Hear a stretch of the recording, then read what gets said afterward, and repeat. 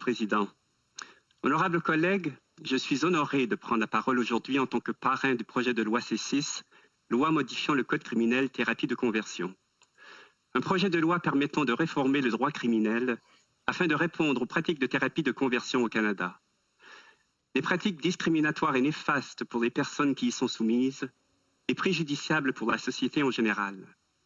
Des pratiques qui partent de la prémisse que les personnes LGBTQ2+, peuvent et doivent changer pour se conformer aux normes sociétales et qui perpétuent des stéréotypes et des mythes qui n'ont pas leur place dans la société canadienne. Grâce au travail inlassable des communautés LGBTQ2+, et leurs alliés depuis des décennies, ce projet de loi s'inscrit dans la continuité d'une longue démarche de reconnaissance de leurs droits dans notre pays. De la décriminalisation partielle de l'homosexualité en 1969, en passant par l'adoption du projet de loi C-23 en 2000, accordant aux couples de même sexe les mêmes avantages sociaux et fiscaux qu'aux hétérosexuels vivant en union libre, de la promulgation de la loi sur le mariage civil permettant aux couples de même sexe de se marier partout au Canada en 2005, à l'adoption en 2017 du projet de loi C-16 qui ajoute l'identité de genre et l'expression de genre au motif de discrimination interdit par la Loi canadienne des droits et libertés, jusqu'à l'adoption en 2018 du projet de loi C6 que j'ai eu le privilège de parrainer au Sénat et qui vise à radier des condamnations historiquement injustes. Collègues, notre pays a franchi d'importants jalons visant le respect des droits fondamentaux et la dignité de tous les citoyens. Le projet de loi C6 marque donc un autre pas significatif dans cette importante reconnaissance des droits de la personne au Canada. Notre pays célèbre avec fierté sa diversité et vise le respect et l'intégration de toutes les personnes. Eh bien, il va sans dire que les pratiques dont il est question aujourd'hui ne sont pas du tout en phase avec ces objectifs. C'est pourquoi nous devons veiller à ce que tous les Canadiens, peu importe leur âge et quelle que soit leur orientation sexuelle, identité de genre ou expression de genre, soient libres d'être eux-mêmes et le soient en toute sécurité. C'est ce que le projet de loi C6 vise à faire. Avant d'entrer dans le cœur du projet de loi, permettez-moi, collègues, de partager avec vous ces quelques réflexions. Il y a quelques semaines, dans le cadre d'un discours sur les bienfaits de l'art en cette Chambre, j'ai souligné le rôle important de l'empathie dans la société canadienne et au sein du Parlement. L'empathie, cette faculté permettant de s'identifier à l'autre, de comprendre ce qu'il ressent, de se mettre à sa place, une qualité essentielle pour saisir l'impact de ces soi-disant thérapies sur la vie de nos concitoyens. Je vous invite à vous arrêter un instant, collègues, et à penser à la personne que vous aimez le plus au monde, celle pour qui vous donneriez tout, celle avec qui vous partagez vos joies, vos peines et vos rêves, celle à qui vous avez dit oui un jour et avec qui vous avez voulu créer une famille et construire un avenir commun, celle qui est la plus précieuse à vos yeux que vous-même et pour qui vous seriez prêt à donner votre propre vie. Réfléchissez aussi un instant à qui vous êtes, vous, le fondement de vous-même, ce qui vous définit, ce que vous avez mis tant de temps à reconnaître, à construire, à accepter, votre identité profonde, ce qui vous constitue et vous définit comme individu, ce sentiment inébranlable et inhérent que vous êtes qui vous êtes, dans le genre qui est le vôtre et que vous assumez. Maintenant, imaginez que vos parents, vos amis ou votre communauté vous martèlent constamment, parfois d'un simple regard ou de quelques mots, qu'il est anormal et inacceptable d'aimer la personne que vous aimez, qu'il y a dans notre monde des amours légitimes et d'autres qui ne le sont pas. Imaginez que l'on vous dise que votre identité, ce que vous avez mis toute votre vie à accepter et à construire à l'intérieur de vous-même afin d'avoir confiance en vous et de pouvoir aimer, agir et contribuer à notre société. Imaginez que l'on vous dise qu'il est honteux de se croire ainsi, de se prétendre ainsi, et que cela peut changer. En fait, que cela doit changer afin de correspondre aux normes de notre société. Que ressentiriez-vous, honorables collègues?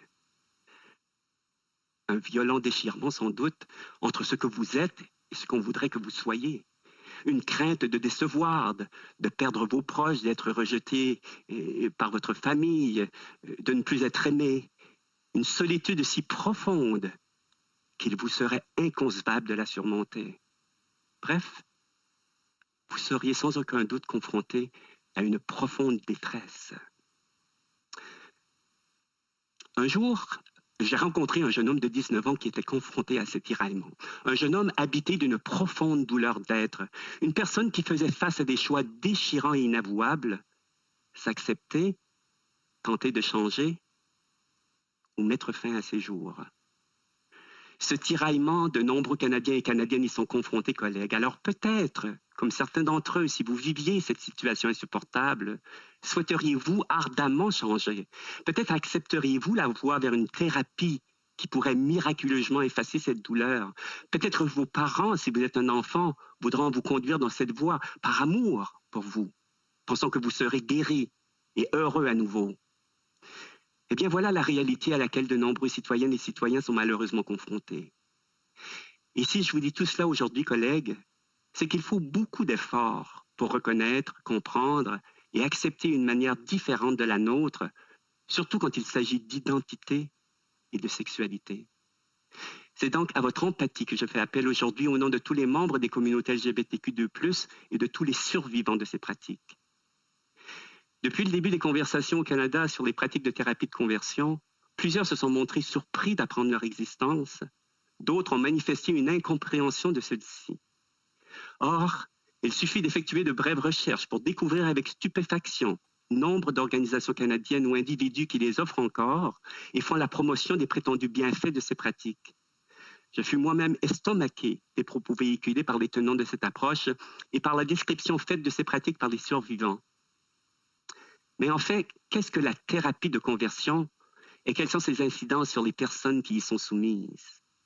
Eh bien, la thérapie de conversion fait référence aux interventions visant à changer, modifier l'orientation sexuelle d'une personne pour la rendre hétérosexuelle, l'identité de genre d'une personne pour qu'elle soit cisgenre, c'est-à-dire que le genre auquel elle s'identifie corresponde à celui qui lui fut assigné à la naissance, ou l'expression de genre afin qu'elle soit aussi conforme au genre assigné à la naissance. Cette pratique tire son origine dans la conception erronée et discriminatoire que toute identité autre qu'hétérosexuelle ou toute identité de genre ou expression de genre diverse constitue une anomalie devant être traitée. Une maladie, bref, une pathologisation de ces réalités, un point de vue complètement déphasé de la science moderne. Aussi, malgré l'emploi du terme thérapie de conversion, ces pratiques n'ont de thérapeutique que leur application. D'ailleurs, que leur appellation. D'ailleurs, elles sont parfois appelées thérapie réparatrice, thérapie de réorientation ou change therapy.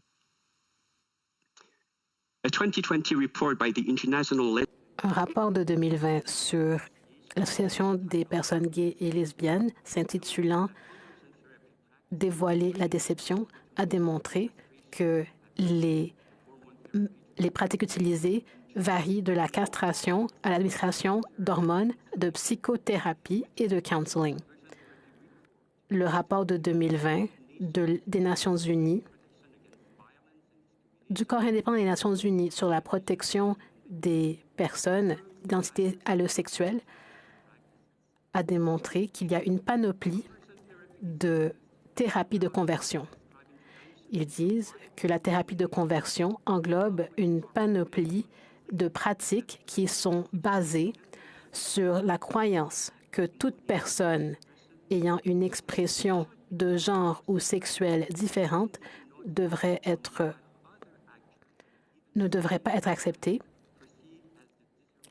sinon, parce qu'ils ne correspondent pas à la norme désirée, surtout si la personne est lesbienne, gay ou allosexuelle. De telles pratiques visent donc systématiquement à opérer un changement de non hétérosexuel à hétérosexuel et de trans ou de diversité de genre à cisgenre. Fin de la citation. D'autres preuves disponibles sont de même profondément alarmantes. Par exemple, une enquête mondiale réalisée en 2019 par Outright Action International indique que 67% de tous les répondants ont déclaré avoir été contraints de suivre une thérapie de conversion. La même enquête a révélé que 82% des personnes soumises à une thérapie de conversion étaient âgées de moins de 24 ans, dont 37% de moins de 18 ans.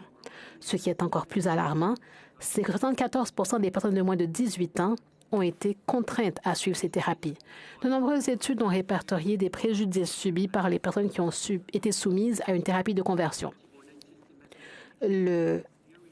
La revue systématique de littérature révisée par les pairs du American Psychological Association Task Force on the Appropriate Therapeutic Responses to Sexual Orientation a démarqué les torts possibles causés par la thérapie de conversion.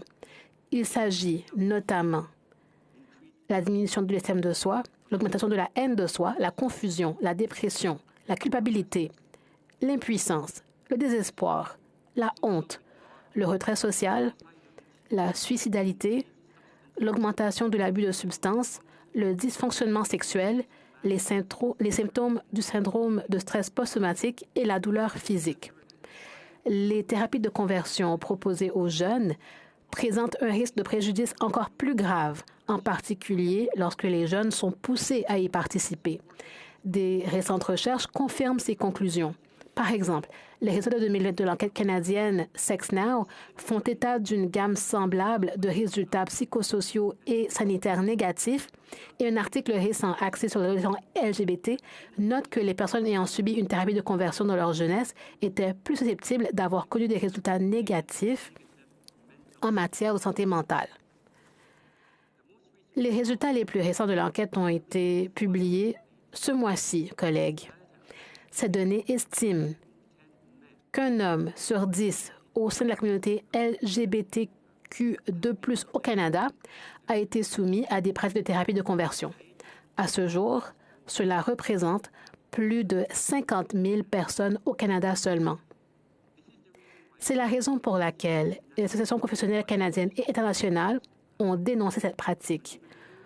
Pour n'en nommer que quelques-unes, des associations comme l'Organisation mondiale de la santé, le Comité des Nations unies contre la torture, le Comité des droits de l'enfant, le Comité des droits de la personne, l'Association canadienne de psychiatrie, la Société canadienne de psychologie, l'Ordre professionnel des sexologues du Québec, l'Association canadienne des travailleurs sociaux ont clairement dénoncé ces pratiques. Même si certains prétendent qu'elles sont fondées sur la bonne foi, ces pratiques ont conduit et continueront de conduire jusqu'à leur interdiction à la détresse, aux tentatives de suicide et aux vies brisées. Comment peut-il être plus important de tenter de changer les fondements mêmes d'une personne que d'aider cette personne à accepter qui elle est vraiment, tout en assurant la protection de sa santé psychologique et même de sa vie? Le Canada est un pays d'inclusion qui reconnaît par sa charte et ses lois le droit à l'égalité de tous.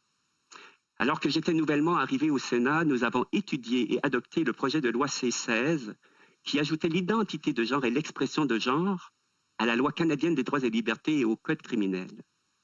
Ensemble, nous avons reconnu le caractère immuable et intrinsèque de l'identité de genre et de l'expression de genre de l'être humain. Il n'est donc plus question de choix puisque ces composantes de notre personne, au même titre que l'orientation sexuelle, ne découle pas d'un choix, mais de notre état, de qui nous sommes. C'est pourquoi nous ne pouvons dire qu'une personne choisit d'être homosexuelle ou trans, ni que l'on peut changer cette réalité.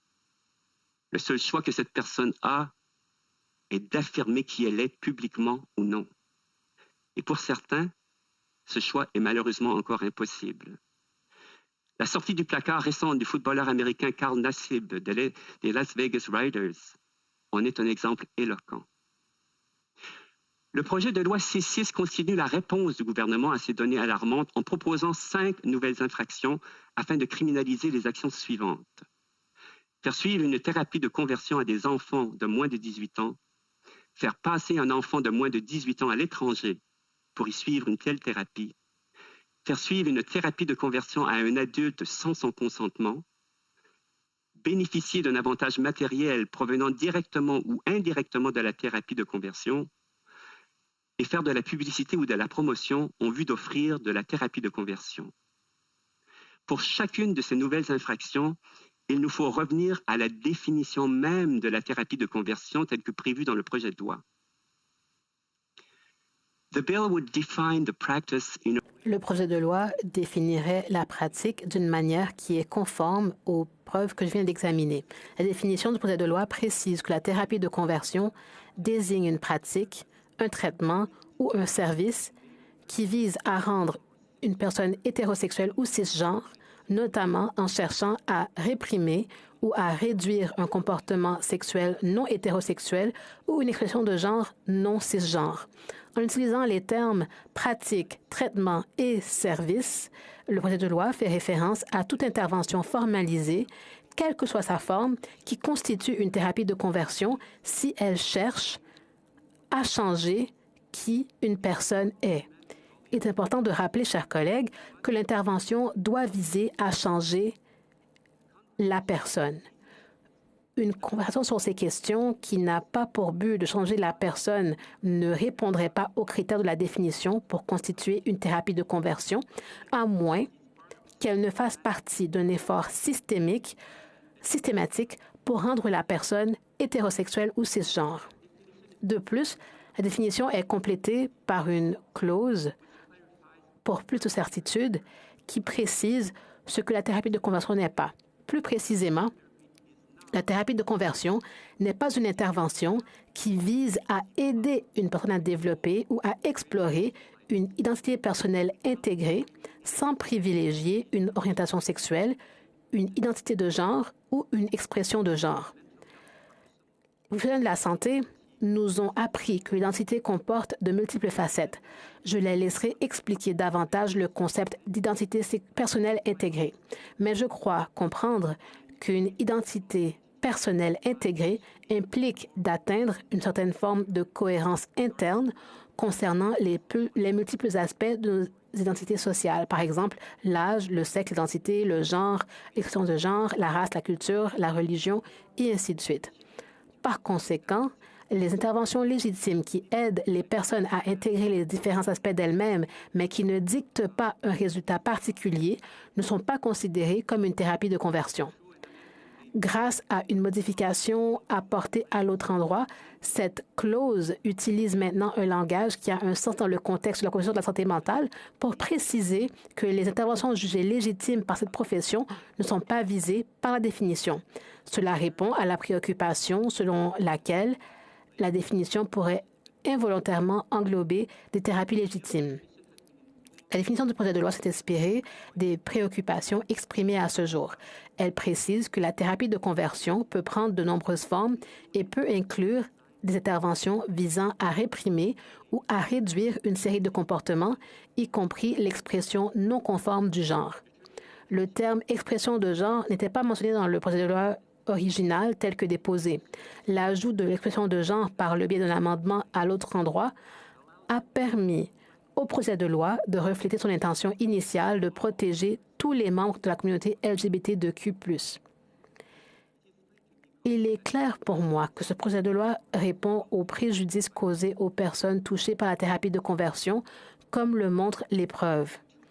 Avec 2 infractions concernant les thérapies de conversion sur les enfants, le projet de loi protège pleinement ces derniers dont nous savons qu'ils sont affectés de manière disproportionnée par la thérapie de conversion, à la fois en termes de fréquence à laquelle ils sont soumis à ces pratiques et des préjudices qu'ils ont subis en conséquence. Le projet de loi protège également toute personne contre la contrainte de subir une thérapie de conversion, ce qui, selon les données internationales, se produit avec une fréquence alarmante. Cependant, puisque le projet de loi est une réponse équilibrée, il laisse également une certaine marge de manœuvre aux adultes qui décident librement de suivre une thérapie de conversion. En créant de nouvelles infractions pour le fait de tirer profit de telles pratiques et d'en faire la publicité ou la promotion, C6 cherche à protéger tous les Canadiens des méfaits de la thérapie de conversion en réduisant sa disponibilité et ses messages discriminatoires dans la sphère publique. La conscience collective que nous faisons aujourd'hui face à ces pratiques discriminatoires est le fruit de l'engagement perpétuel des membres des communautés LGBTQ2+, et de leurs alliés dans la défense et la promotion de leurs droits. Ces dernières années, ceux-ci se sont mobilisés partout au pays pour provoquer ce changement. Ils ont ouvert les yeux d'une partie de la population à l'existence de ces pratiques au Canada. Et leur mobilisation fut telle que des municipalités canadiennes comme Vancouver, Calgary, Edmonton et Saskatoon ont répondu à l'appel. Par l'entremise de leurs compétences, de nombreuses municipalités ont adopté des règlements pour interdire les pratiques commerciales liées aux pratiques de thérapie de conversion sur leur territoire. D'autres ont adopté des motions ou des déclarations pour les dénoncer. Par ailleurs, l'Ontario, l'île du Prince-Édouard, la Nouvelle-Écosse, le Québec et le Yukon ont légiféré notamment pour spécifier que la thérapie de conversion ne constitue pas un service de santé assuré et interdisant aux professionnels de la santé de fournir des services aux mineurs qui cherchent à changer leur orientation ou leur identité. Le Manitoba a pour sa part une politique contre ces pratiques. L'éradication de ces pratiques au Canada est une responsabilité collective envers toutes les personnes qui ont subi et subiront ces pratiques, mais aussi envers l'ensemble de la population canadienne étant exposée à ces messages discriminatoires et stéréotypés. Chaque règlement et chaque loi est cruciale à l'attente d'une société exempte de pratiques de thérapie de conversion. Par le biais d'amendements au Code criminel, le projet de loi C6 s'ajoute à ces actions déterminantes. Collègues, c'est grâce à des survivants comme Matt, Erika et Victor, et au travail de nombreux experts et militants que nous sommes ici aujourd'hui. Leurs témoignages poignants, empreints de courage, démontrent la nécessité d'agir. Chaque année, chaque mois, et chaque semaine qui s'écoule, plus de larmes sont versées et plus de vies sont détruites pour l'unique raison d'avoir voulu être soi-même. Or, l'une des pires choses dans la vie n'est-elle pas de renier le fondement même de notre personne? Aussi, à défaut d'avoir agi plus tôt dans notre histoire, nous avons maintenant l'occasion d'intervenir immédiatement et collectivement pour protéger l'ensemble des membres, jeunes et moins jeunes, des communautés LGBTQ2+.